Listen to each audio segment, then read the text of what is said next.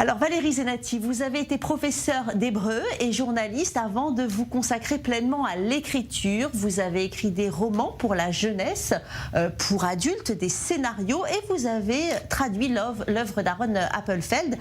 Et j'aimerais qu'on revienne sur cet événement. Nous sommes en début janvier 2018, un petit peu à cette même date de l'année. Vous composez le numéro d'Aaron Appelfeld pour lui souhaiter une bonne année. Vous apprenez qu'il est hospitalisé.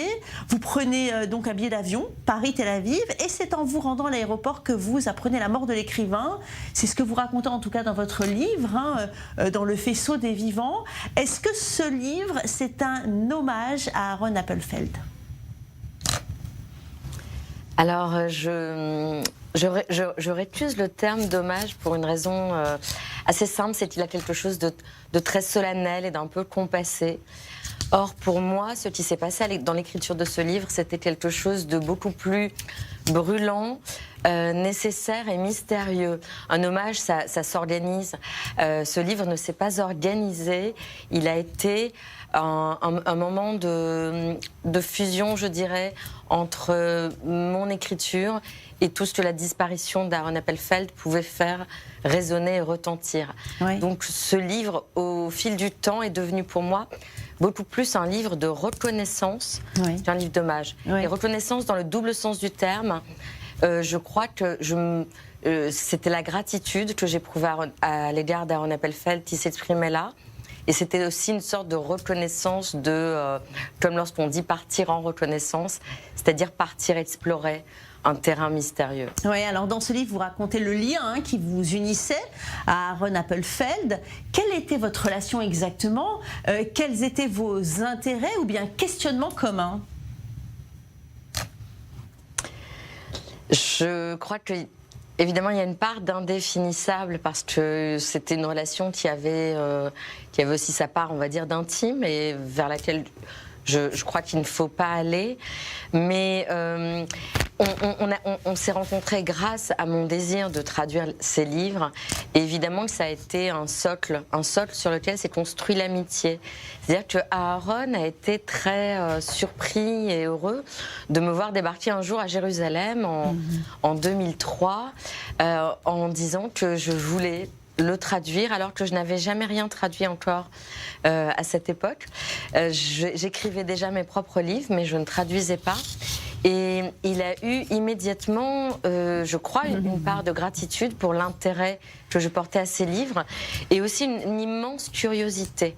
Et il a exprimé une très grande curiosité à mon égard, immédiate, d'où je venais, comment j'avais appris l'hébreu, d'où venaient mes parents, pourquoi ces livres m'attiraient autant.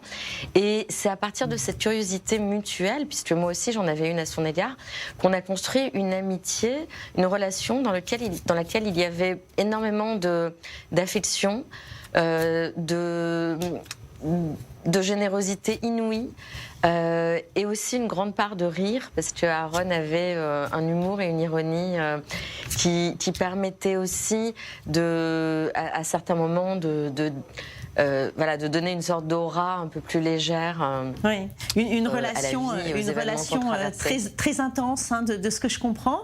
Mais j'aimerais quand même qu'on revienne sur la nuit que vous avez passée la veille de sa mort. Alors c'était une nuit sans dormir, vous le racontez très bien, dans laquelle vous vous êtes entretenu avec lui comme s'il était là. C'est surprenant, racontez-moi. Alors ça, là, c'est je pense, un des moments les plus inouïs peut-être d'une vie, de ma vie, c'était cette conscience, puisque je savais qu'Aaron Appelfeld était en train de nous quitter, et donc cette conscience qui avait un passage qui avait lieu de la vie vers la mort. Et j'ai passé une de ces nuits où on se trouve entre deux, entre la conscience, l'éveil et une sorte de semi-conscience. Et effectivement, il y a eu dans cette nuit-là une sorte de dialogue où je l'entendais et où je lui répondais. Alors ça peut paraître extrêmement curieux et un peu fou et très irrationnel, mais je pense qu'il y a une explication très simple aussi à cela, outre le lien très fort qui nous unissait, c'est que je suis sa voix en français et être la voix de quelqu'un, c'est pas uniquement lui prêter sa voix au moment où on le traduit. Ça va bien au-delà. C'est une voix la voix d'Aaron Appelfeld, c'est une voix que j'ai intégrée dans peut-être toutes ses facettes, en tout cas ses facettes physiques réelles lorsqu'il me parlait et ses facettes littéraires. Il y a eu une sorte de dialogue on va dire d'âme à âme ou de fraternité comme ça, nocturne et chuchotée, dont je n'ai aucun souvenir, Oui. alors que ça a duré toute la nuit. Je n'ai pas une phrase qui a survécu à cette nuit-là. Oui, c'était l'entrevue ultime. Mais avant même de devenir la traductrice de cet écrivain, enfant rescapé des camps, vos thèmes de prédilection étaient déjà le mystère dans l'enfance ou bien encore l'identité et la singularité dans un contexte de guerre. Dans quoi prend racine votre intérêt pour ces thèmes, Valérie Zenati ? Alors, c'est une très belle question et qui peut susciter chez moi, je pense, la narration de toute une partie de ma vie. Mais pour être brève, je dirais que il y a deux choses qui ont joué, je crois. La première, c'est chez moi la découverte de l'extermination des Juifs d'Europe à l'âge de 8 ans et demi. En France, en 1979, au moment où, au dossier de l'écran, il y avait une émission qui s'appelait Les dossiers de l'écran, pour ceux qui s'en souviennent. Il y a eu la diffusion d'une série, d'une mini-série qui s'appelait Holocaust, une série américaine. Ça a été un cataclysme. J'ai visionné un de ces épisodes qui m'a profondément traumatisée et qui a fait entrer en moi une terreur qui s'est en partie seulement dissipée, je pense, en grandissant, mais qui s'est inscrite en moi aussi comme l'incompréhension absolue de cette extermination et de ce désir d'exterminer un peuple, hommes, femmes, enfants réunis sans distinction et sans raison. Et ça rejoint la question que vous posez sur la singularité de cette vie. Je crois que j'ai fait tout un chemin par la suite, y compris en vivant en Israël pendant 8 ans et en étudiant l'histoire de l'extermination des Juifs d'Europe au lycée, Oui. j'ai fait un chemin pour aller vers la singularité, c'est-à-dire sortir des chiffres, sortir des clichés peut-être, parce qu'il peut y avoir des clichés aussi sur cette histoire. Il n'y a pas une histoire, il n'y a pas une Shoah, il y a plus de 6 millions de Shoah. Oui, et donc, aller vers la singularité, c'est surtout rendre aux victimes, et pas seulement aux victimes, parce qu'on ne peut pas les réduire à des victimes, rendre aux êtres leur vie et la vie qu'on leur a ôtée. Je crois que c'est ça, tout simplement.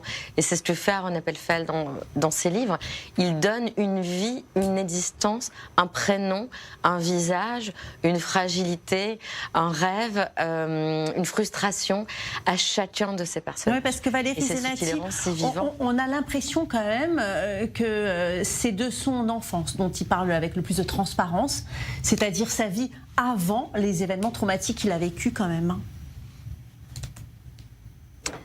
Alors oui, on peut avoir ce sentiment-là, mais si on prend la totalité de ces livres qui ne sont pas encore tous traduits à ce jour, ils sont aussi nourris de ce qui s'est passé pendant la guerre et de toute sa réflexion, sa vie et son chemin littéraire après. Mais ce que vous dites rejoint quelque chose qu'il dit lui-même dans le dernier livre que j'ai traduit, Mon père et ma mère, qui n'est pas son dernier livre, mais qui est le dernier en date que j'ai traduit. L'enfance, pour lui, c'est le socle. Ça ne veut pas dire qu'il parle uniquement de son enfance, mais il parle à partir de son enfance et à partir du regard qu'il s'est forgé à ce moment-là. Et donc, il ne parle pas uniquement de l'enfance, mais c'est vrai que c'est peut-être, j'y pense en écoutant votre question, c'est peut-être la partie de sa vie qu'il a en quelque sorte le plus ouvertement dévoilée. Alors,